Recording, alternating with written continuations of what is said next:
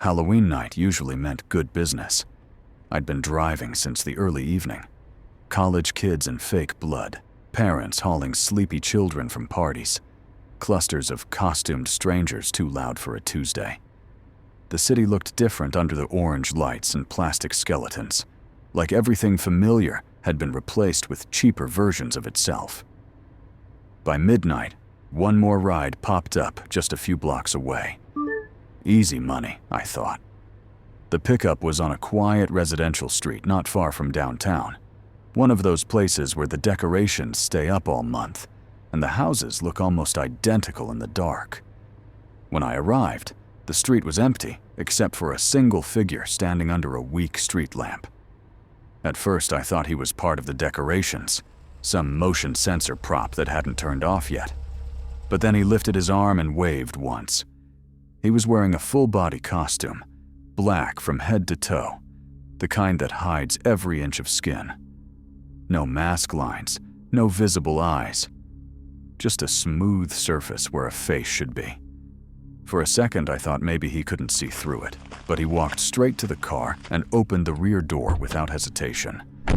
The material made a faint squeak against the leather seat as he sat down. He gave me an address across town in a calm, muffled voice and buckled his seatbelt. Nothing else. No small talk. No tone that suggested a joke. I told myself it was just a committed costume choice and started driving. The first few minutes were uneventful, the kind of quiet ride drivers appreciate. Then, halfway through downtown, he spoke again. He asked how my night was going, if people had been polite, if anyone had scared me yet. The way he spoke made it sound like he was testing reactions rather than starting a conversation. The questions kept coming in the same even rhythm. Did I like driving nights? How long had I been doing it? Each one harmless on its own, but stacked together, they built an odd pressure, like being interviewed for something I didn't apply to. I answered out of reflex, glancing at the mirror once to gauge his expression. But there wasn't one, just the smooth black surface catching fragments of light from passing cars. When the city began to thin out, he asked if I lived nearby. I told him vaguely, not giving a neighborhood. He asked if I had family. I said I had friends. He asked how old I was. I gave a number that wasn't true. Something about the mask made me feel like honesty was dangerous. The navigation app directed us toward the west side, but he leaned forward slightly and told me to take the next turn instead. His voice was quiet, but carried a weight that made it sound like an instruction, not a request. The new route led away from the lit streets into longer stretches of road, lined with empty lots and industrial buildings closed for the night. I considered asking if he was sure, but his stillness behind me made the question die before it reached my mouth. The radio filled the silence for a while until the signal faded into static. I switched it off. The only sounds were the tires on pavement and the faint breathing behind me. I noticed the faint smell of plastic from the costume mixed with something chemical, maybe cleaning solvent or glue. Every few seconds, I caught the reflection of his head in the side mirror, perfectly still. He asked if I enjoyed the job, if it paid enough to live on, if it was tiring being around so many strangers. I said it wasn't bad. Then he asked what I'd eaten for dinner. I told him I didn't remember. He said it was important to remember small things. His voice didn't sound threatening, just oddly certain, like he believed what he was saying mattered. After 20 minutes, the streetlights vanished entirely. The GPS map was mostly black, just a thin gray line stretching ahead. He told me to keep driving straight until he said otherwise. I felt my pulse start to climb, slow but noticeable, and kept one hand close to the door handle even though we were moving. There was nowhere to pull over, nowhere to go if something went wrong. Finally, he said to stop.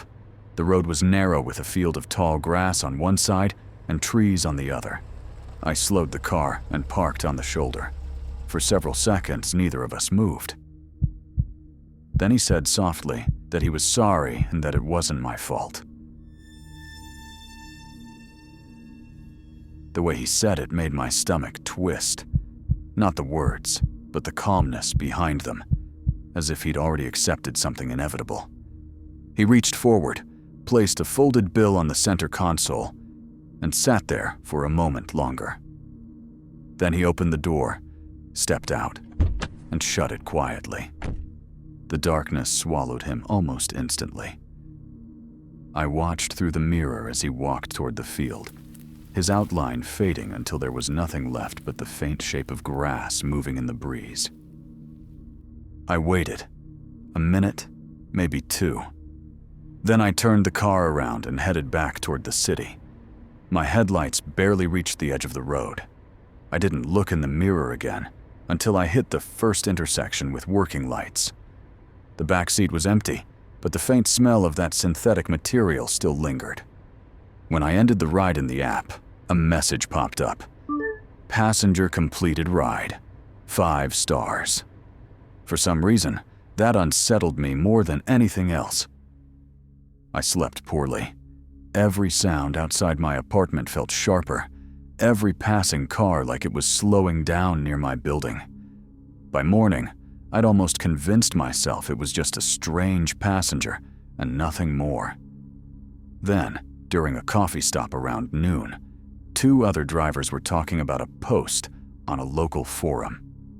Someone walking their dog early that morning had found a full-body costume lying beside a rural road, damp from dew. No wallet or phone nearby. There were footprints in the dirt leading a few meters into an open field before stopping. No one mentioned an accident, no missing person, no police report. Just a few comments and blurry photos before the thread disappeared. I didn't tell anyone I might have been the one who dropped him off there. It didn't seem important, and I wasn't sure what I'd even say. I gave a ride to someone who asked me questions, and then walked into a field. It sounded ridiculous out loud. Still, something about the way he'd said he was sorry kept replaying in my head, like an unfinished sentence. Over the next few nights, I noticed I was avoiding late rides without realizing it. I'd end my shift early, skip requests from unfamiliar neighborhoods. When Halloween came around again the following year, I didn't drive at all. Sometimes, when I'm on the road late and pass someone walking alone, I catch myself glancing too long to see if their face is visible. Usually it is. But once or twice, I've seen shapes that could be anything, and my hands tighten on the wheel before I can stop them. I still think about that night, not because I believe anything supernatural happened, but because of how ordinary it felt. There was no threat, no raised voice, no reason to panic. Just a stranger who wanted to talk, asked questions he shouldn't have, and then disappeared into the dark like it was where he belonged. It never made the news, just a few lines online, a short-lived rumor in the neighborhood, and then silence. People forget fast when nothing explodes or burns. But every October, when I see people in costumes walking between the bars, I remember that quiet ride and the sound of his voice through the mask. Calm and certain, asking me where I lived. And even now, years later, whenever the meter clicks on and the passenger door opens, a small part of me still expects him to climb back in.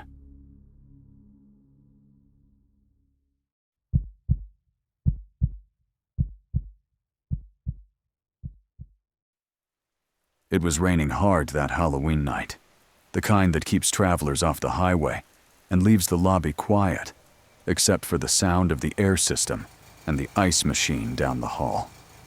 I'd been on the clock since 11, covering for another clerk who wanted the night off. The hotel sat right off Interstate 80, a plain 2-story place with 100 rooms and no security guard after midnight. It wasn't unusual to work alone, and most nights, it didn't bother me. Around 12:20, the phone rang. The guest in 214 said he'd been hearing movement through the wall. Footsteps, like someone walking behind the plaster. He thought maybe the next room over had thin walls. I told him 216 was vacant. He paused, then said the sound was coming from higher up, like inside the wall itself. I apologized, said I'd have maintenance look in the morning, and ended the call. 10 minutes later, another call came. This time from 118 on the first floor. Same complaint. Something moving inside the wall near the headboard. I checked the system. Both rooms were on opposite ends of the building, not even connected. It was too specific to be imagination, but too far apart to be the same thing. By 1 o'clock, I was on edge. I unlocked the small office where we kept the maintenance keys and grabbed a flashlight. The hallways were silent, except for the occasional creak of plumbing. I started on the first floor, checking the rooms that were empty. Nothing looked wrong.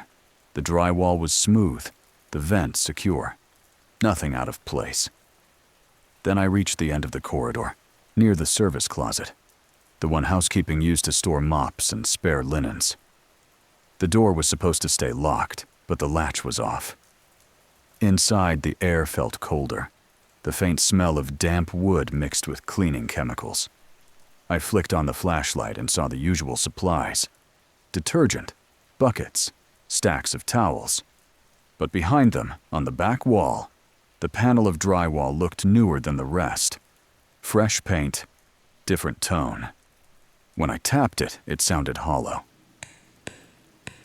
I pushed a metal rack aside and noticed a small gap near the floor, big enough to fit a hand through. There was no light coming from behind it, but a faint draft brushed against my fingers. I radioed the manager, but it only buzzed static. The walls always killed the signal near the supply closets. I decided to check upstairs before doing anything. The guest in 214 answered the door in pajamas, clearly tired, but uneasy. He said the noise had stopped for a while, but came back a few minutes ago, closer than before. I listened. Through the wall behind his bed, something shifted, like fabric dragging against insulation. It was quick, but real. I stepped into the room next door, 216, and found it empty as expected. The vent cover above the nightstand was loose, one screw hanging. Inside, a small glint caught the light. A coin. Just an ordinary nickel sitting in the dust, as if it had fallen out of someone's pocket. Back in the hall, I heard the sound again. It moved from one wall to another, then stopped completely. I went back to the closet on the first floor. When I crouched, I noticed a line of dust disturbed near the baseboard, leading to that same gap behind the shelves. I wedged my fingers into the space and pulled. The panel flexed slightly, then popped loose on one side, revealing a dark, narrow shaft running between the walls. It wasn't wide, maybe 2 feet across, but tall enough for someone thin to move through.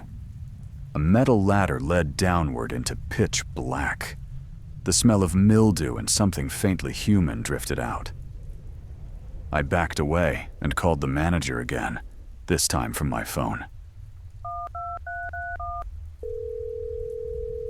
No answer. It was almost 2 a.m. I should have left it for the morning, but the thought of guests hearing noises through the walls while I did nothing didn't sit right. I grabbed another flashlight from the desk and returned. The beam cut through the dust, showing cobwebs and narrow boards. I climbed in just far enough to see that the passage branched left and right, like a maintenance crawlspace built when the hotel was new and later sealed off. Someone had been down there recently. The dust was disturbed, and a piece of blanket lay crumpled against the wall. That's when my phone vibrated. Unknown number, internal call. I answered automatically. "Front desk," I said. A pause, then breathing. Slow and steady, close enough that I could hear each exhale against the receiver. It took me a second to understand the call wasn't coming from the front line.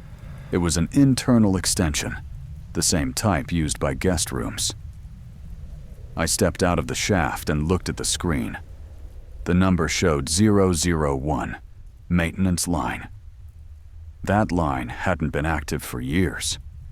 I hung up and backed into the hallway, every sound amplified by the silence. A soft thump came from the vent above me, followed by a faint metallic scrape. I aimed the flashlight up and caught a glimpse of movement. The beam reflected off an eye for a split second before vanishing deeper into the wall.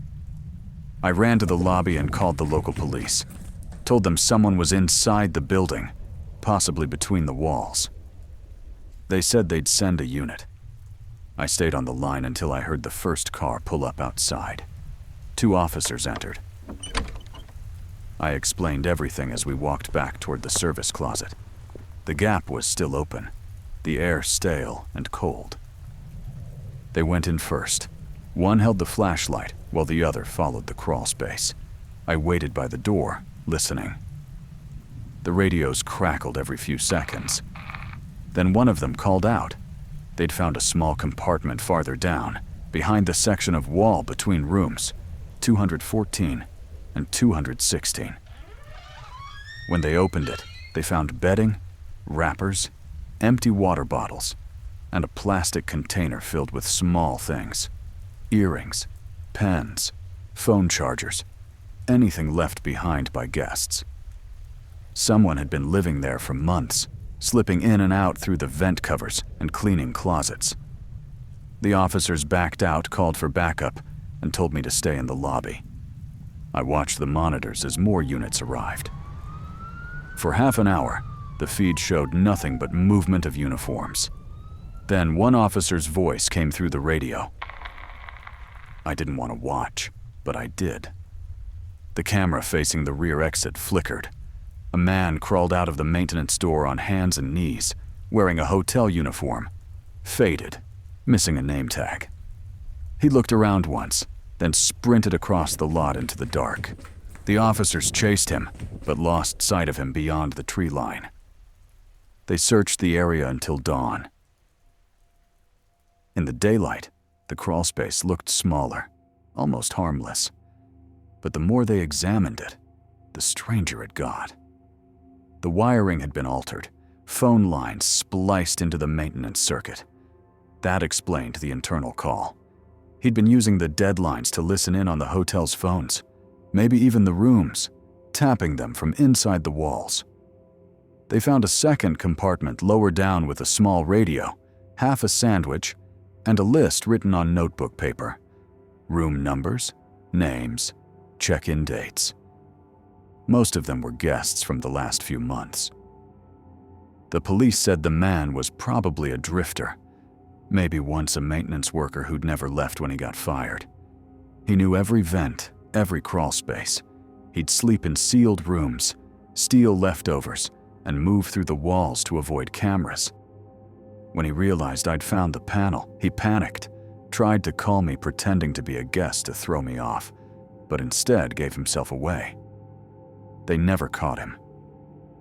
A week later, another hotel 20 miles away reported missing items from their storage room. Same type of uniform left behind. Same smell of damp in the walls. I quit 2 days after that. The manager tried to talk me out of it. Said lightning never strikes twice, but I couldn't shake the thought of that eye staring back at me from the vent. Sometimes, late at night, I still wake to the sound of pipes knocking in my apartment. It's probably nothing. Still, I check the walls more often than I'd like to admit. And every Halloween, when the rain starts, I remember the hollow sound of that panel giving way, and the voice that called from inside a phone line no one had used in years.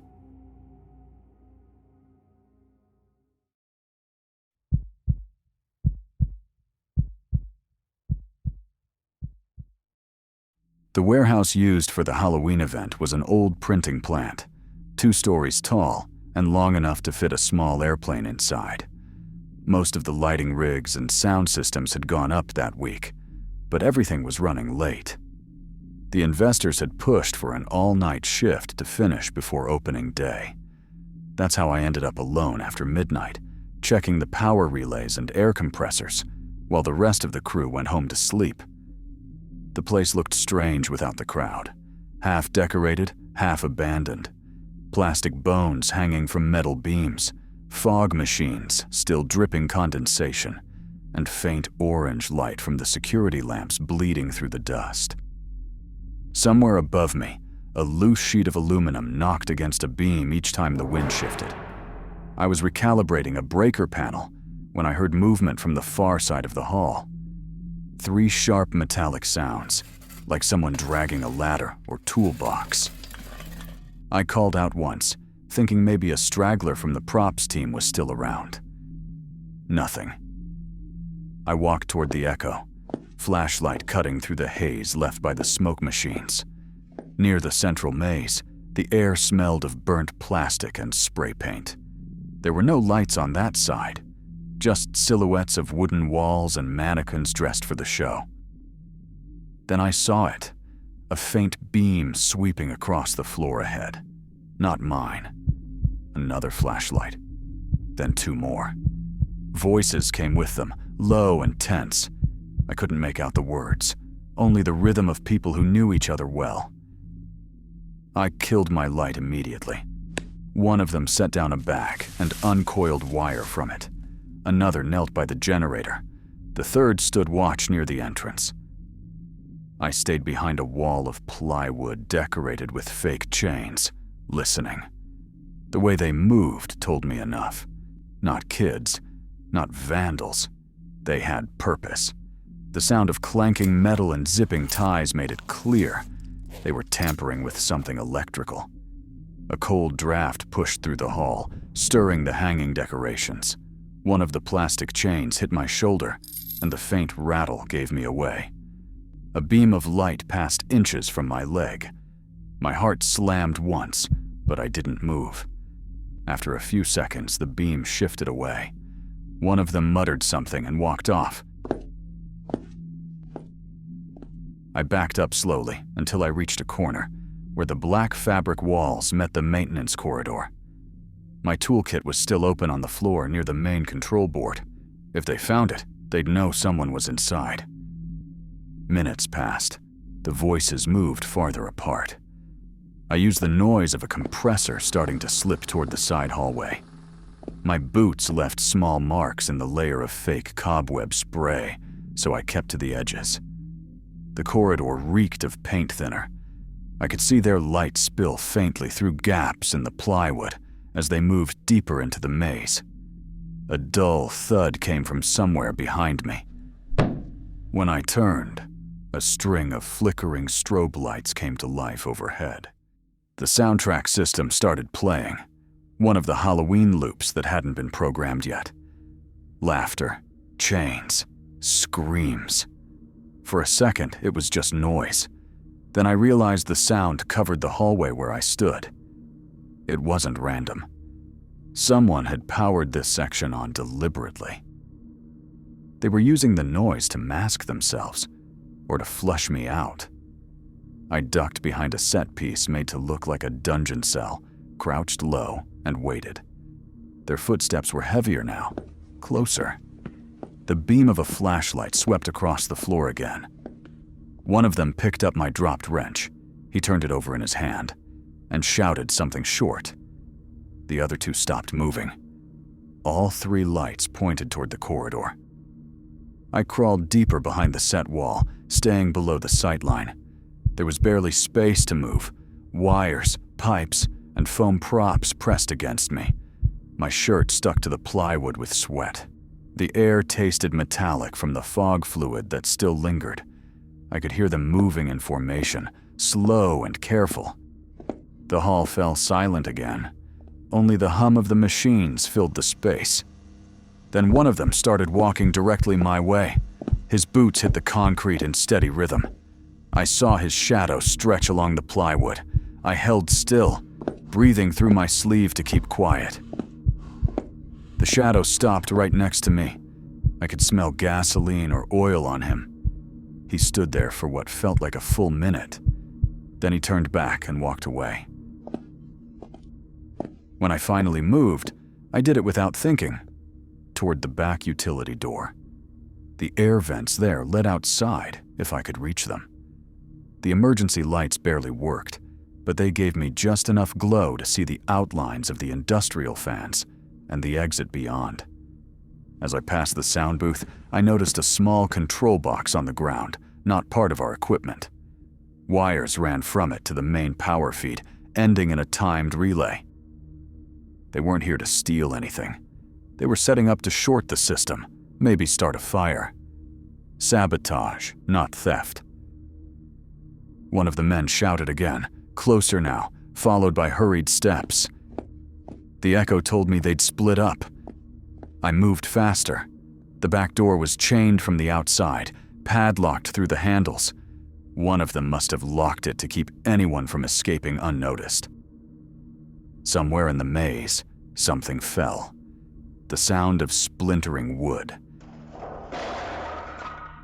They were losing track of each other, yelling louder now. Their anger gave me the chance I needed.